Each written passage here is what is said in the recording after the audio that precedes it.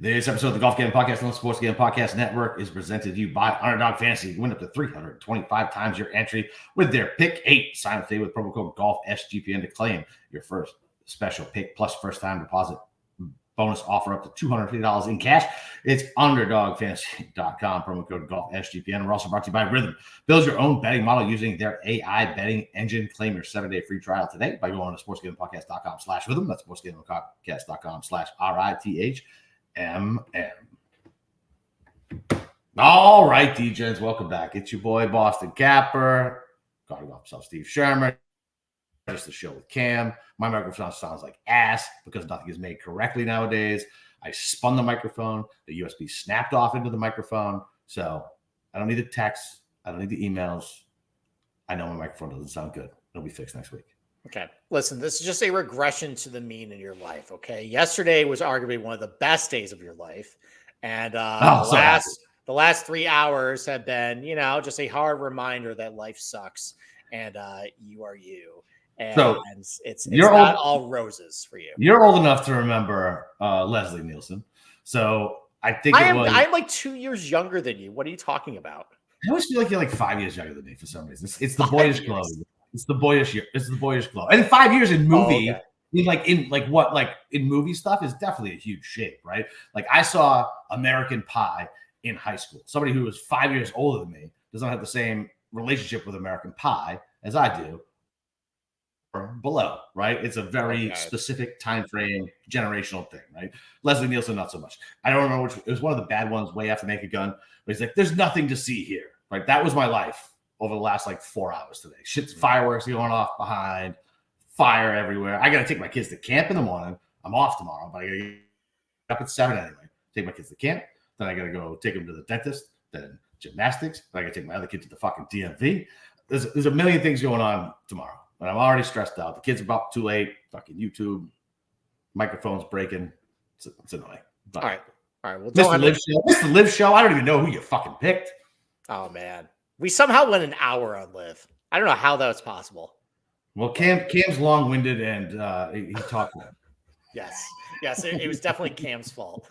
We went an hour on that. Despite the fact I spent 30 minutes on basically a claustrophobic golf course. I think that was the most disappointing that you missed that. Talking about just how tight the property is and how much anxiety you would have on the tee there at Valderrama. But no. What do you think about Keegan? Let me get your thoughts on Keegan. Everybody's gonna know mine. What do you think? Okay.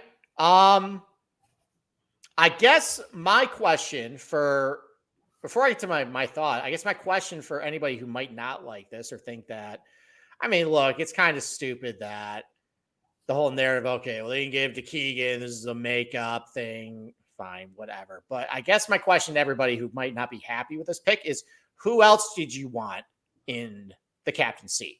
Who are the list of good candidates that you wanted? Is it Stu Cink? Okay, fine. Maybe he's paid his dues, whatever. Is it Tiger? Did y'all forget how terrible Captain Tiger was at the President's Cup back in 2019? Trying out Webb Simpson and Patrick Reed 3 straight fucking times at 2 a.m. For everybody. Yeah. Player Tiger bailed out Captain Tiger at the President's Cup. Captain Tiger wasn't very good, so I didn't really want him either. So, listen, we don't know what Keegan is going to do. We don't know what type of captain he's going to be. We didn't really know what to expect about Luke Donald. He came in as a last-minute replacement. And I think it's outside the box. He at least brings energy. Honestly, it's probably not going to matter anyways because these Ryder Cups have been kind of turned into how the golf course is set up to really favor the home team. And it's Bethpage Black, and it's going to be the most American-style golf ever. So I don't think it's really already taking credit away from Keegan. Stop taking credit away from Keegan. Zach Johnson was literally the fucking worst captain that anybody's seen in our goddamn lifetime. That bad. He that bad. No, because that was also set up for possibly a good driving American team on the golf course that favored length. That probably actually, if all the European courses probably theoretically would fit an American style golfer. So the fact that he fucked up that, it shows how bad of a captain he was. Brian, it was done before because I had to pick up my kid from fucking work. That's why. Yes.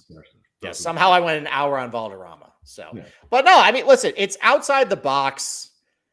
We'll see. I don't think it's really going to matter anyways, because with Bethpage Black, I'm just saying it away already. I don't like that. Stop saying it's not going to matter anyway. Like, it's a pre-gone fucking conclusion that America's going to win on Bethpage Black. Like, look at that scrub ass team that we took over to Europe.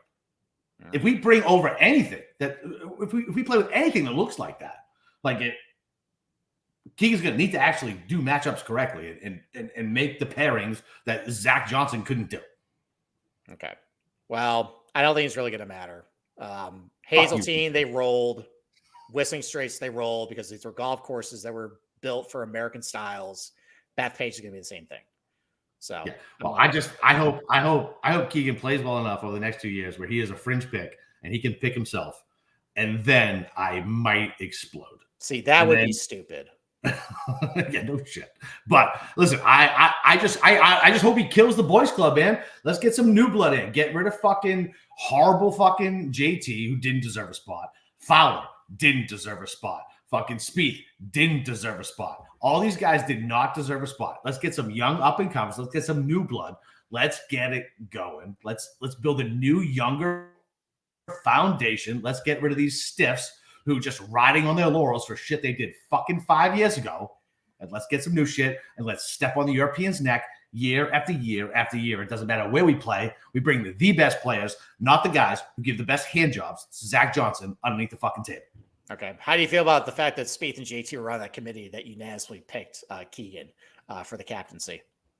Well, first of all, they're probably like, oh, maybe Keegan likes hand jobs too. Maybe I need to weasel my way into Keegan's good graces, right? To try to get some votes. Because I know my play isn't going to get me there. Maybe I can pretend to be friends with him again. Listen, Keegan's not going to play any of that shit. And it doesn't even matter. So if they're on the board, like, what does that actually matter? The captain's the boss, yeah? Well, I mean, they were responsible for helping bring in Keegan and breaking the so-called boys club that you like to rail against. Who's the boss? Who makes the picks? The captain, yeah? Mm-hmm. The captain makes the picks. Okay, once again, you never pay attention to the booths because they come from the cheap seats, right? So Keegan is not going to pay attention to fucking JT and Spieth. They're just trying to weasel their way back into the good graces after they shat the bed and disgraced the country across the way just because they tickled Zach Johnson's balls and really liked to fucking wanted to be on the Ryder Cup team. Okay. So I'm good. All right. Like, I tell you, Keegan, he needs to just take the best players and take the boys club thing is the biggest problem. It really is. Like, if you would have thought about it, like, look, obviously Keegan would have made the fucking difference. He would have got curb stopped anyway because of the captain we picked over there. But if you had taken not just Keegan, but if you would like move some other pieces around and brought some young guys who are good and super hungry about it, and I'm telling you, it would at least been closer over there. Like, we need to get rid of the system that's in place. We really do. That we win on the U.S., they win in Europe. We win in the U.S., they win in Europe. It's not fucking fun. Let's get a team that can go curb stomp them in fucking Europe after killing them here in America. So you're saying that after we curb stomp them in America, you want Keegan to be brought back to curb stomp them in Ireland. Is that really what you're saying? Correct. Okay, except that Tiger has basically been earmarked for that Ireland event because he's friends with the Jay McManus guy at that hotel.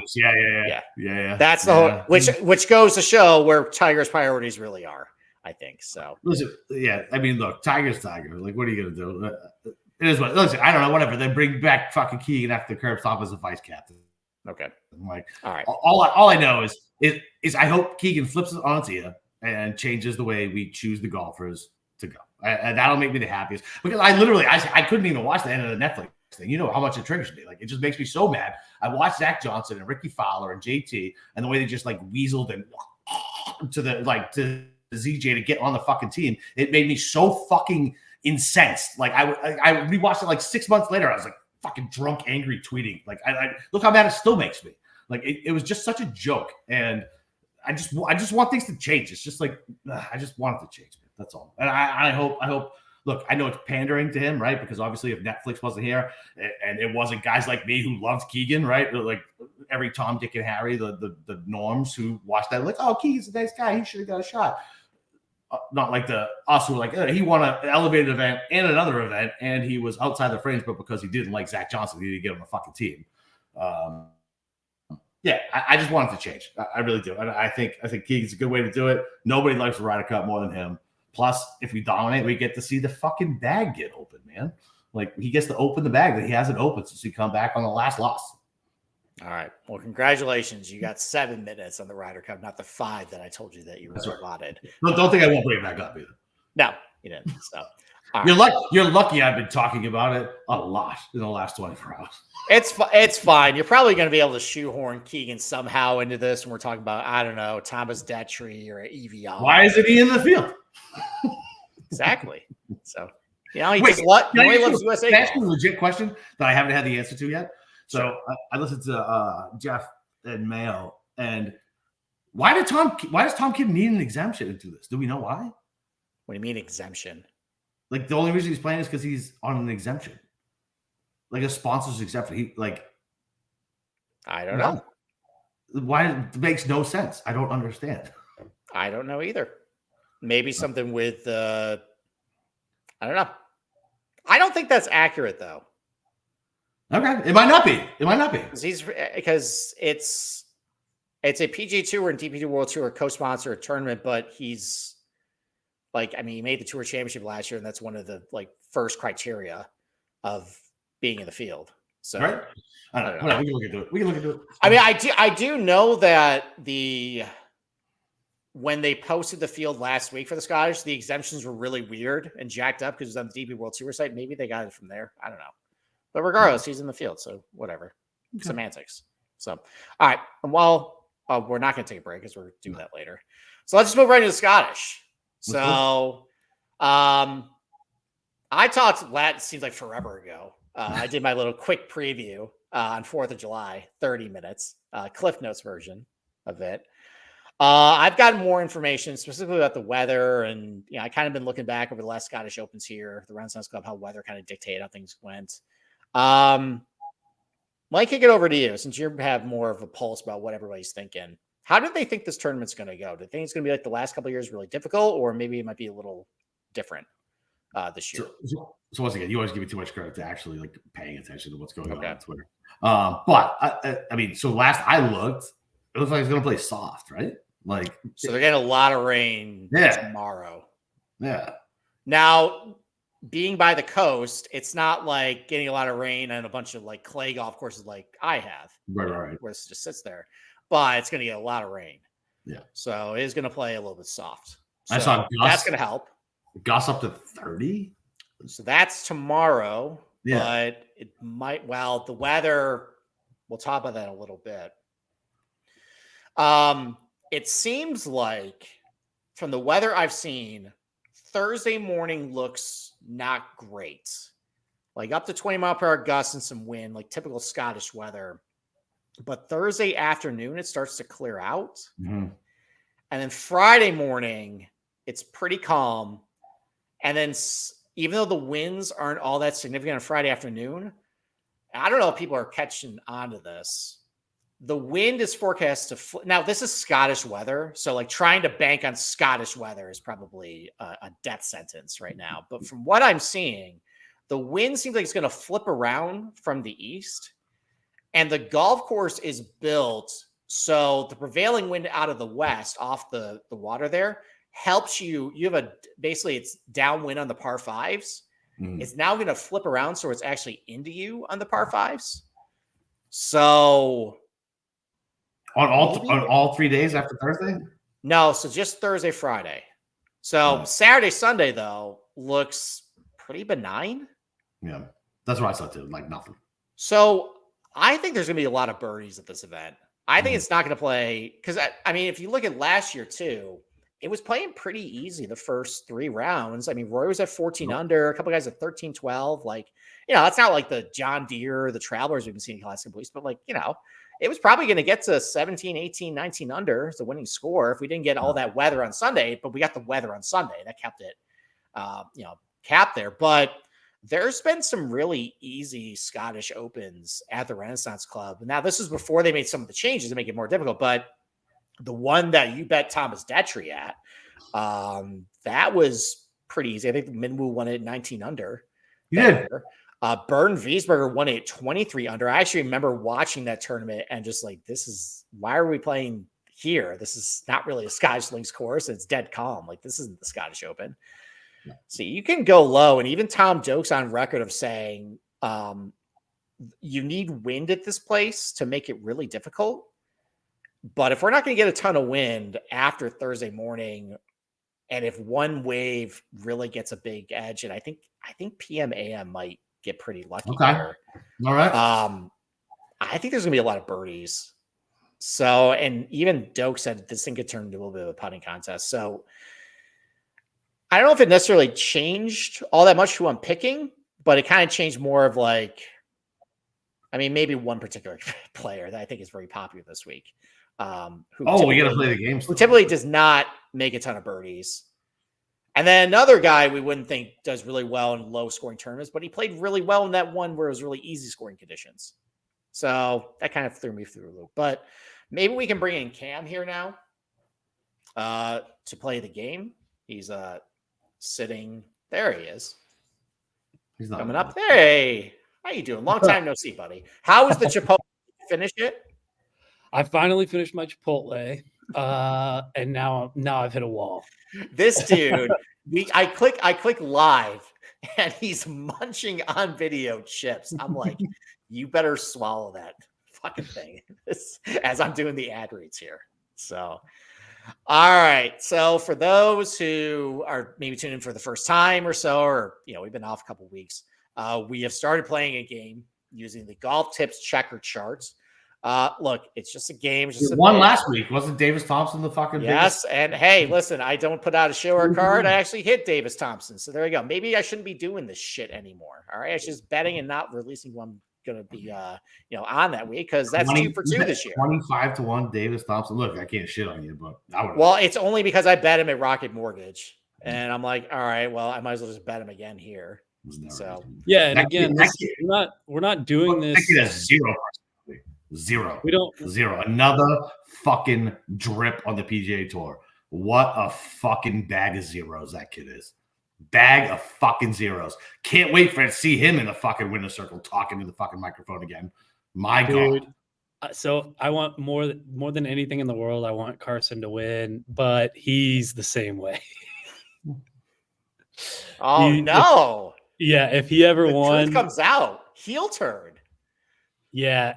If he ever won, you would say the same thing. No, I wouldn't, because I followed Davis Thompson around at TPC because whatever, I think he was paired up with somebody else, and he looked like a giant baby. Like, I don't know how else to explain it, and I don't even mean like his actions. He just, kind of his actions. He had a pouty face, and he's fucking super young looking and very pouty, and like, I don't know. I immediately didn't like him, and then Davis Thompson he's the third. Immediately I don't like someone like that. Like some country club kid with the third attached to his name. Is he a third? Davis Thompson the third? Yeah. We're thinking about John Thompson the third, Georgetown. No. I'm telling you, I think I'm right. I'm 99% sure I'm right. Okay. 99%. All right. Well, anyways, so with this game, look, this is in direct response to a colleague of ours, Brian Kirshner. No, I do not base my betting card based on who's on the tip charts. I am not fully enslaved to it like Cameron is, who just, if they're on the chart, I'm not betting them, or Matt Gannon is either. I'm not that way. That's okay. Matt Gannon. That's Jers. Matt Gannon will not bet. I listened to his Scottish show, his Scottish DFS show today, and he was actually like hot about it. He was like, congrats on the most tip chart win. That's like 3 out of like 29 events or something like that. Yeah, and, look, Steve, not to take away from your thing, but it's disgusting to bet. I know Davis Thompson the third with a 2 in front of. That's why I was comfortable picking Davis Thompson, because I wasn't going to release that betting card. Dude, this most tip chart is absolutely gross. Okay. Well, anyways, how I look at it is it's a good check on where I'm thinking for the week. Where if I'm going to week saying, I kind of like Aaron Rai, and then Aaron Rai is the number 1 tipped golfer on the week, where that's going to go absolutely horribly for everybody. It's more of a nice little like sanity check. But no, like I will certainly pick guys on the tip chart because there's a lot of smart people in this industry, and obviously they're picking these guys for a reason. It just happens that this year it has been cursed. So yeah, and BK can't talk because he also picked them, and he was number 1 on the tip chart. So there you go. He was number 1 last week. I thought he was like number 3. Oh no, I think he was 2. Okay, I think he was 2. All right. Well, I lost, I think, last game. So Capper, I go first. You are going to go first. So pick Tommy Fleetwood. Tommy Fleetwood, number 4. Let's go. Easiest pick of the day. Easiest pick of the day. That's not a surprise at all. Wait, is there 7 or 8 this week? Sorry, what? Is there 7 or 8 this week? 7 this week. Okay. All right. I got number 4. All right. Well, based on how much his outright price got steamed up during the week, I'm going to go with Tom Kim. Tom Kim, number 1. Yeah. There you go. What did that he make steam sense? from? I saw him 25. He was like 35 and he got steamed to like 25, 28, like pretty quickly. All right. That's not like crazy steam.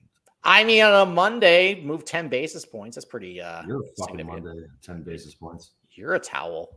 All right. You're up, sir. All right. Fuck. Let's go with Sahith. No. Okay, strike 1 for you. No.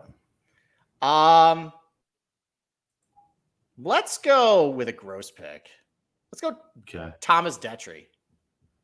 That was nasty. Number 2. Oh, nice.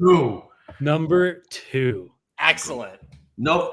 So these people have never bet Thomas Detry like I have. multiple times.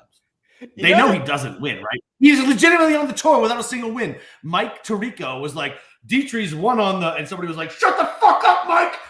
And he was like, on the random challenge European tour. So Data Golf has started putting career accomplishments on the player profile page, and Thomas Detry's is just 1 challenge tour win. That's it. The challenge sad. Unbelievable. It's so sad. All right, you have 1 strike, and we've got 3. How many were on it? 7. Yeah, 7. So we got we have 4 more. So we got number 2, number 4. What was the other one? Number 1. Who's number 1? Tom Kim. Fucking Thomas Detry. Jesus Christ. Unbelievable. I'll go with. I suck at this game. Let's go. I'm going to go back up the board. Actually, no, I'm going to go Wyndham Clack because that was a disgusting number once again, and maybe people will follow me on it. Wyndham Clack. Strike 2. Let's go. I love that. Let's go. Love it. Glad he's on the 50-1. I like him a lot. You're gonna be mad at the number I got him at. Oh, I got him at 60 just now. But if we're all on him, then we're doomed. Hey, listen, I mean, we were on Kirshner, you and I were on Morikawa Memorial, and we would have won the without Scotty markets. So there you go. And we all hit Akshay. We all hit Akshay. Well, I think everybody hit Akshay that week. That's true. Okay. Yeah. He was very popular that week. How about Matt Fitzpatrick? Nope. Really? Strike 1. Interesting. Yeah, because he stinks. Because he stinks. Okay. Back to Capper. There's an easy one out there. You say that shit because you're looking at the fucking answers. All right, so let's go with. Are they going back to the well on this fucking guy? All right, people are stupid. I'm going to say Min Woo Lee because he's won here before. Correct. Number 5. All right. Okay. I don't want to talk about Min Woo on the show. I never bet Min Woo, and I bet him at Rocket Mortgage, and that was another just ruined Sunday. Yeah. How that played out. What So do we you got him. double bogey the second easiest hole in the golf course that day? Unfucking believable. So we got 1, 2, 4, and 5. All right, so we're doing pretty good. All right. All right. I will go with. Are people going back to Aaron Rye this week? Okay, I was gonna be pissed if you didn't say him because you said him. You said it before we started the game, and I didn't want to give it to you. But yes, he is number 6. And I mean, he's playing well, and he's all of a sudden turned into a putting machine. And Tina Green's been fucking good. It's kind of like Molinari, what he was doing before he won the Open, except that this dude actually isn't winning, unlike Molinari.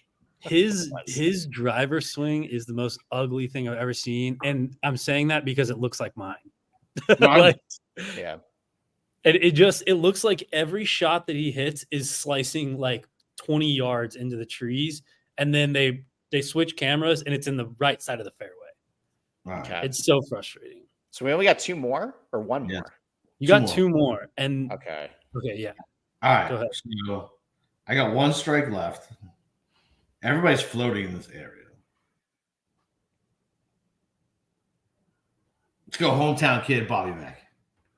Nice. Wow. We could do it this week. Number 7. We've Bobby never Mack. done We it got before. 1 left. 1 left, Steve. I got You 1 got strike. You one. got 2. Left. All right. Fuck, I'm ready to go next, though. Let's go with Ben on. No, strike Oh. 2. All right. This fine. one- Down this to one's one pretty- more. This one's pretty tough, but it's number Okay. 3. Number 3. 3. All right, so let's think. Wait, so who was number 1 was Tom Kim. 2 Tom was Kim. Yep. Thomas Dietrich. 4 is Tommy Fleetwood. So we got 3 Toms. Okay. We got, The all Tom card. and then we got Might as well number throw 5. Tom Hoagie on there too. Yeah, we got number 5, Minwoo Lee. Number 6, Aaron Rye. Number 7, Bobby Mack. There's actually All right, a so lot it's of gonna be a there's Euro. actually a lot of Toms in this field. You got Tom Kim, Tom Hoagie, Tom McKibben. You could do an all Tom card this week and probably do No. all right. It's gonna be a Euro weenie. Correct. Okay. Well, don't give me hints. I'm talking out loud. I don't need the. Now you go. All right, fine. Euro weenie. Bez. Nobody's that stupid. The Hoygard brothers. Norin. These fucking people love Norin. Sorry, I'm scrolling down the odds rules. Ooh, Ryan Fox. Fox, Hoygard brothers. All right, just pick. Straka's at Straka too. Does he count as a Euro? Yeah, he's Austrian, so yes. But he went to school in Georgia and he doesn't. Whatever. What flag did he play for the Ryder Cup team on? Under. What flag did Rory play for his Olympics? None. Because he's ashamed of his Irish heritage. He might as well Oh, be you're a back to fucking hating fool. Rory. Okay, great. No, I'm actually not, but that's triggered a memory. Sorry. Okay. All I pick one. right, I'm gonna go Ryan Fox. No. Strike Damn. 3. Okay. So I got one more. It's a lot of pressure here. One shot. That's a You Euro. said, weenie. you said it's a Euro guy. Yeah, Euro. Euro guy. Do you want like You're absolutely sure because you didn't think Sepp Straka went to Georgia. what? He did go to Georgia. He did. He went to University of Georgia. Yeah. So okay. Wait. Now he's gonna check. Right. Check that flag. Okay. Yes. He is a He European. is European. All Yes, right. according to Google. Google. Let's go with God. Do you want like an odds range? No. Okay. No. Okay. That Okay. doesn't count. Yeah, we got to get it legit. All right, let's go with shit. Sebastian Soderberg. Who Eh, the fuck? That's your guess? I I lose to this You're game talking every week. That's been the worst. You're talking That has about a been the Euro. worst guess. You're talking about a Stat of this European game. who's been That playing has been pretty the worst good guess. golf. There's no defending this. Just say Fine. yes. That was the Fine. worst I guess. choked. ever Fine, I made. choked. I choked. All right. So, Capper said worst him. guess. Capper narrowed it down, and it was one of those guys. Was it Sepp Straka? Nikolai Højgaard. Højgaard. Really?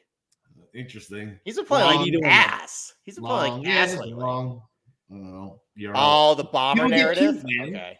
People like just bet Euros over here. Okay. All Damn, right. 6 out of 7. That's the closest we've That's done. pretty good. We did pretty That's good. pretty good. That's Okay. pretty good. Like I'm that one was tough. Nikolai Højgaard, he's been playing like shit lately. I was All right. I was getting confused. I mean, they're basically putting up the same stat profile. They're literally doing the exact same things lately. So But I remember thinking like watching. I remember watching Nikolai and being like, "Oh, he's the next thing." And he didn't turn into the next thing. he still might be. Was he like 21? He might still be. It's fine. All right, Cam. Thank you. With Keegan Bradley's on the job, no more Europeans matter. Step on the Okay. throats. All right, we'll see what happens when turns into the boys club again. And then Keegan has heel turned you with some of his picks. All right, let's go to top of the board here. You got the returning Rory McIlroy at about 7-1, 7.5 to 1. Xander Schauffele 8.5 to 1. Callum Morikawa 14, 16, 18, somewhere in that range. Ludwig around that range. You got Fleetwood 20 to 1. And let's stop at Hovland like 22, 25 to 1. Yeah. Let's talk about Rory for a second. Okay. Obviously, coming back some trauma at the U.S. Open, but I mean, he was coming off some trauma at last year's U.S. Open, and he still won this thing. I feel like it wasn't ass. I mean, I had a lot of trauma at that But you U.S. did. Open. Doesn't mean he did. He still took it kind of hard. I mean, he did withdraw from Travelers like he did this year. I would say yes. I would say blowing a 2-shot lead at the U.S. Open is probably worse than bogeying a par 5 down the stretch and losing to Wyndham fucking Clark, who sliced it off the planet on 18. So you leave the guy that I am. Wyndham is becoming somebody that I'm going to need to hit pretty soon, just to get even. I mean, that's another dude that was entertained by Liv, by the way, and you love Liv golfers, so I mean, that would naturally make sense for him to go to Liv this year. So, all right. Anyways, so do you think he's going to be able to recover and be? I guess what do you expect out of Rory? Do you think he's going to be fine, do his thing, or do you think I think it'll be fine. I mean, look, dude, it's Rory, right? Comfy home confines, whatever. Like Scotland's not England, but he's obviously the huge guy over there. I mean, look, in reality, he's having a great season. He just didn't close the door. And in retrospect, listen, he fucking choked those bunnies. There's no question about it. But I will side with the people who know golf much better than I do and say that putt on 18 was harder. So maybe go back to the putt on 16 that really fucked him. But yeah, I mean, look, I think he'll be fine. I think it will fuck him up more than that. Is just look, he's taking a couple weeks off, and now he's got returning champ responsibilities, more media shit. We know what happens when Rory's got to do more media shit, right? When he's on the board and having to do stuff like that. So look, I don't think he'll be there. He'll be. I think he'll be there, but I'm not betting him at fucking 6 to 1. Okay. I mean, he's recently won back-to-back. Well, it wasn't technically back-to-back because they took a year off for COVID, but he's won, he came in as the quote-unquote defending champion at the Canadian Open, and he still won that tournament. So, I mean, he can do it. I mean, I think he's going to be fine. The Rotella stuff, I know you've really ripped him for having Rotella at the golf course and having the shrink and all that stuff.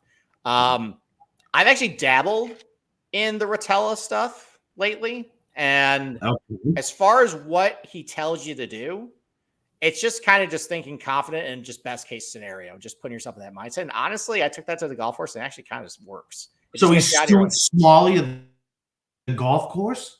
Kind of, basically. It's really that simple. So it basically it gets anybody who's under, I'll give it 35 at the max. Anybody under 35, just go ahead and go Google Stuart Smalley. Yeah, and if that's what it takes, I'll be a golf coach. You're good enough. You're smart enough. And gosh darn it, people like you. People like you. Exactly. Yeah, you do it in the mirror before your first tee shot, but it gets That's you all it takes. That's all it takes for this generation. Think about it. Think about how many of these fucking morons. All right. Well, this book was written in 1995, so it's not this generation. It worked for Nick Price, by the way. So. Fine, but every single one, Wyndham, fucking Cam Davis, all these fucking guys are such mental fucking midgets that they need somebody to be like, "You're good. Say you're good in the mirror." I don't like this generation. Okay. They make me. What it does, most specifically, it gets you to stop thinking about swing mechanics on the course. It just lets you just play. So they go Major Pain, right? Major Pain. Fucking, you got shot in the leg. Does it hurt? Like, break his pinky. All right. Think about the pinky.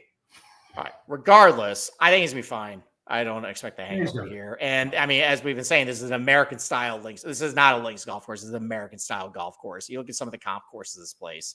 Driver heavy, obviously Rory's best driver in the field, is on kind of the wrong side of the draw if you get that weather. So I don't really have an appetite to bet him outright, right now. Maybe I get a little better on him live.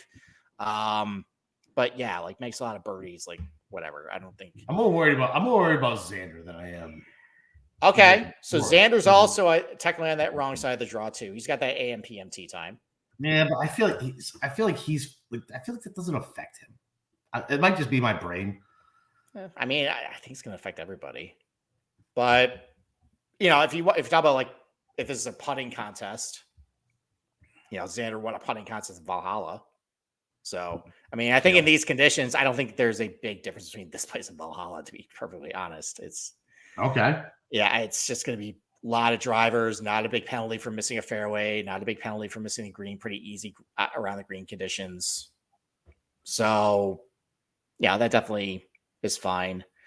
What's the thought about Colin this week from everybody? Is he bad around as a popular name? Because he's got bad course history here. Yeah, listen, I'm telling you, I have not been paying attention too much on Twitter. I haven't. Okay. So I can't. Right. I can't tell you. I don't know. All right. So I actually bet Colin at 18 for a few reasons. Because there is the bomber narrative, this place. Yep. It's mostly when the weather gets bad. If you look at the leaderboard after 54 holes last year, yeah, Roy was lead, but Tom Kim was up there. Fleetwood's not a bomber. JT Poston was in the top 10. Brian Harmon was in the top 10. Tom Hoagie and Eric Cole were in the top 10. So in benign conditions, it doesn't really play. Fitzpatrick, before he was, a big bomber, he was in a playoff here back in 2019. That 2020 or 2019 Scottish Open that Bernd Wiesberger won over Benjamin Aber. Neither of those guys really big bombers. So, and despite all that, Morikawa over his last 12 rounds is killing it off the tee, even despite the lack of distance. Yeah. Hits a ton of birdies. Gray from over 150, which is the highest concentration of approach shots in this field. And I can actually explain away the two bad performances at the Renaissance Club. One in 2021, it was an equipment issue because then they figured out that he didn't like the interaction of his clubs against the turf. And they went to the TaylorMade truck at the Open and fixed it and won the Open after everybody said, "Oh, this guy's cooked." Thanks, Dan Rappaport. So that's one. And the second one was it was really bad weather in 2022. And Morikawa, I just think back then was just not tough enough and good enough in bad weather. And he's actually shown this year to be okay in the wind. So, and he's putting the lights out lately. He's putting well this year. He's one of the leaders in birdie percentages. I kind of like him this week. And if he's got the good draw, he's at an afternoon tee time on Thursday. If he's not getting a whole lot of wind on a soft golf course, it's not bad. So that's my case. That's my case for fans. What's that? Are there fans? Are there fans? I mean, it's not really. I mean, it's the Renaissance Club is kind of far, kind of out of, on the coast there. You know what I'm implying. Stop. I know. Well, there were a lot of fans in Japan, but because it happened in the middle of the night, although technically this happening in the middle of the morning. So it's true. Maybe that's it. Maybe it just can't be on regular time zones. So, Right. so I bet Morikawa. I also bet Ludwig. I think actually it's kind of a popular pick this week. That's the only short number I bet. Okay. All right. So I got both of them at 18. Yeah, so I got Ludwig at 17. Okay. All right. So, potato there. If the bomber narrative really is true, elite driver, got a lot of length, makes a ton of birdies, pretty good from over 150. If it is going to be a little bit of a putting contest, Ludwig won RSM at a putting contest. Kind of like him here for that. So I bet those two. I almost bet Hovland, though. And it's even healthy. And he does, yeah. I mean, what Fifth Memorial? If it wasn't for one hole at Pinehurst, he's in the mix. Didn't play great at Travelers, but maybe some fatigue there. He's had a couple weeks off. I think he's fine. I almost bet Hovland, though. I almost did too. I chose Ludwig over Hovland. For me, I chose Morikawa over Hovland, and it was the wave split. Hovland's in the morning, but before I knew the wave split. Yeah, but the biggest problems for Hovland has been around the green. This year he's really. It doesn't matter around here. Well, that doesn't matter. It's really easy conditions. You can putt for certain places. Still one of the leaders in birdie or better percentage, even with kind of the crappy play. And golf can just change a lot in 3 weeks. He's been with his coach. Maybe that can work in his favor. If the weather really is, I have the opportunity. Well, I guess I'm not even going to say it because I don't want to put that juju in the air. But I almost bet Hovland. It was close. But I picked Morikawa over Hovland just because of the wave split. I'm gonna go bet Hovland immediately. Okay, all right, go bet Hovland then. So maybe I'll really seal the deal by betting him top 10, and then he'll come through. So there we go. There you go. Okay, I can see Cam nodding down off screen because he knows that is the patented Steve Schirmer. Bet the winner top 10. It's usually what I do. All right. Thoughts on Fleetwood and Tom Kim? I'm good. Positional only. I bet him top 20, and that's it. Yeah, Fleetwood. I guess not the United States. It's still Fleetwood. Can't win in Canada unless it's Dubai. I'm not betting them. We're good. Okay.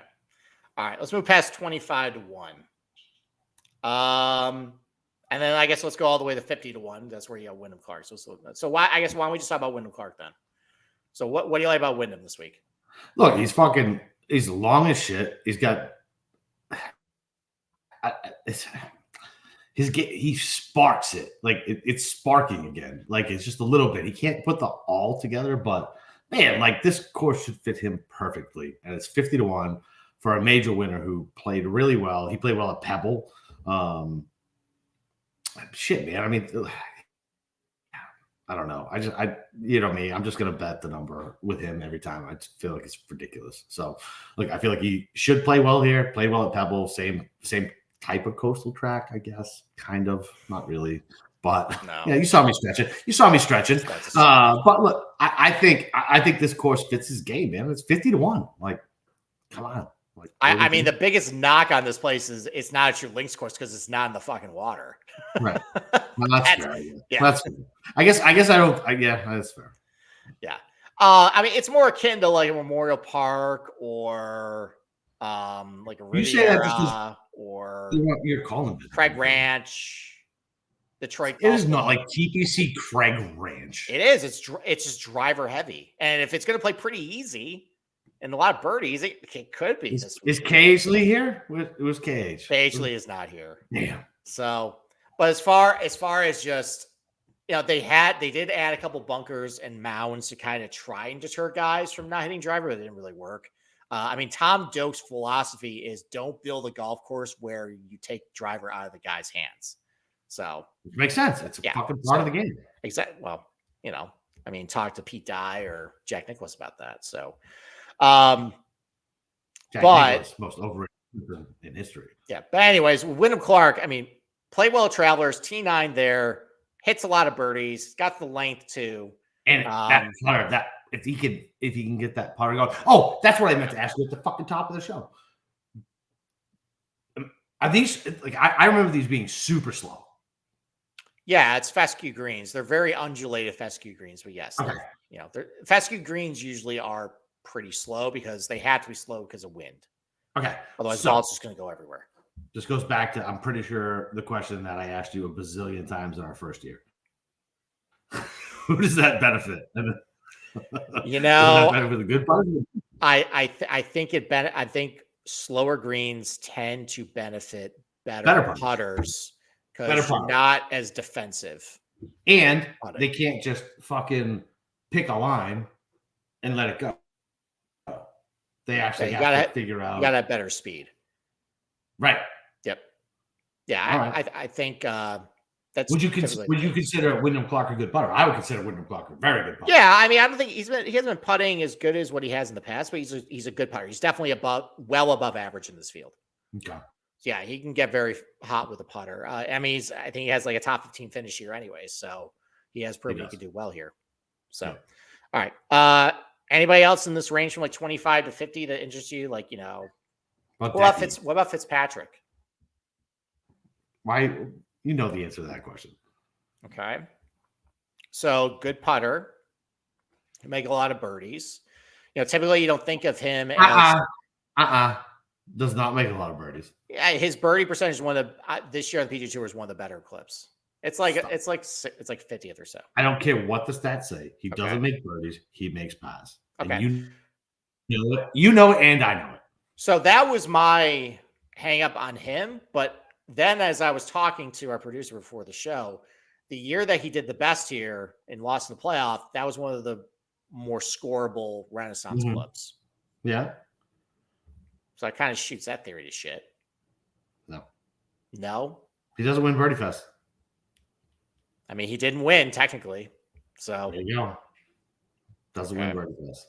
Okay. Makes those 35-foot pars, but can't make a fucking 7-foot birdie, as Brookline showed us. Did he ever stay in this area on vacation with his family? I'm guessing he probably did because, you got Muirfield next door. You got another very nice resort. Yeah. I need somebody on Twitter to be the Matthew Fitzpatrick vacation tracker. That you get 10,000 followers the first fucking day.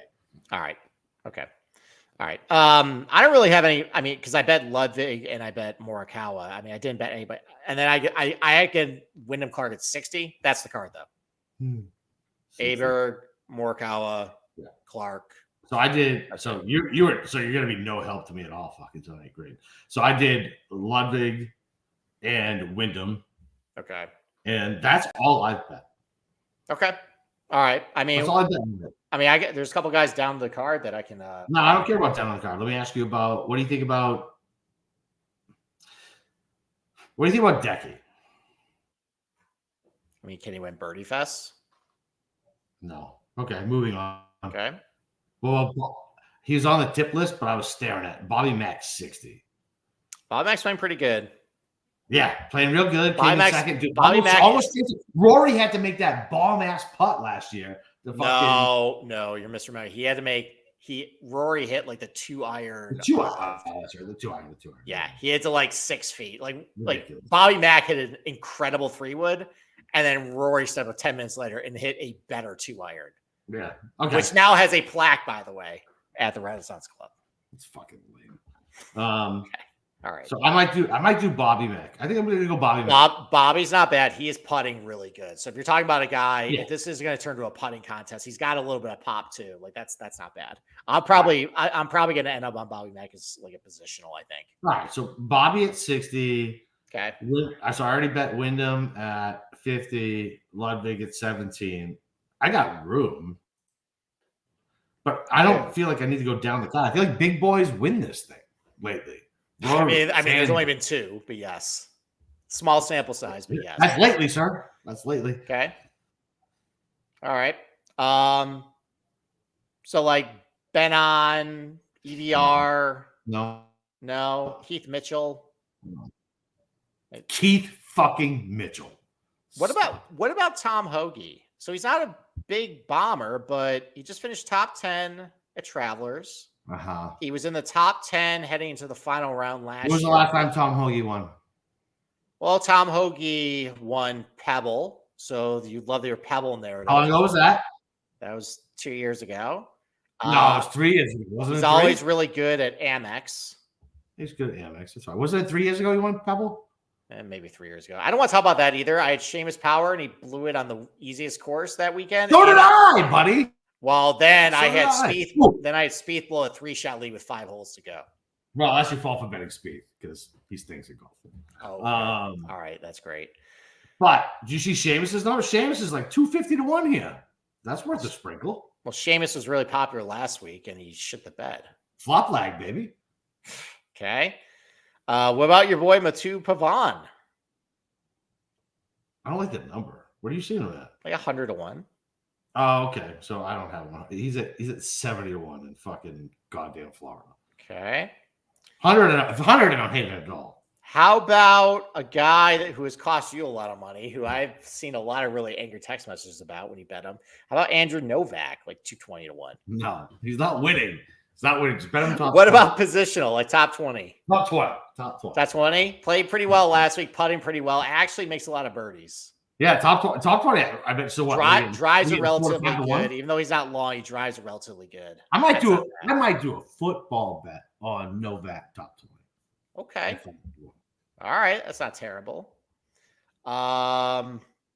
Otherwise, there's a bunch of other random, like, your DP. And by the way, I say football bet. Now I need to be like, I make first day Thursday, first round leader and best ball bet combined. Because I look at my card and I'm like, oh, I have how much out on these random fucking things? Oh, okay. That's fun. All right. I gotta go. So we gotta wrap this show up. Okay. So we got the preview coming out. We're gonna do Royal Troon. We're gonna release it Saturday morning. Yeah, we're gonna do it Friday night, release it Saturday morning. I am gonna be on VSiN in about 10 minutes. So if you want more thoughts about the Scottish Open, go tune into VSiN. I'll be on VSiN tonight. But yeah, we'll do the Royal Troon Open Championship preview on Friday night, release it on Saturday, nice and early for you guys. I got a lot of really good content for it. I'm looking forward to it. And yeah, we will play the game again. That is now 3 for 3. I'm picking major winners. So we maybe instead of ignoring it like we had in the first 3, maybe we actually just bet all those guys regardless what the numbers are. Let's do it. Stop being gold stop. Just do that. Yeah. And then we see Billy Horschel fucking win it. I will fucking walk off a fucking bridge if that happens. Yeah, maybe. So, all right, let's wrap this up. All right, wrap it up. So go catch Steve on VSiN. And we'll have Kenny Kim on for the betting show. Matt's got all his DFS shows lined up as well. Next week is the Open. Don't say British Open. You can make a bunch of Limeys upset. Other than that, let's cash some Scottish bets and fatten them once before the fucking Open. Let's go.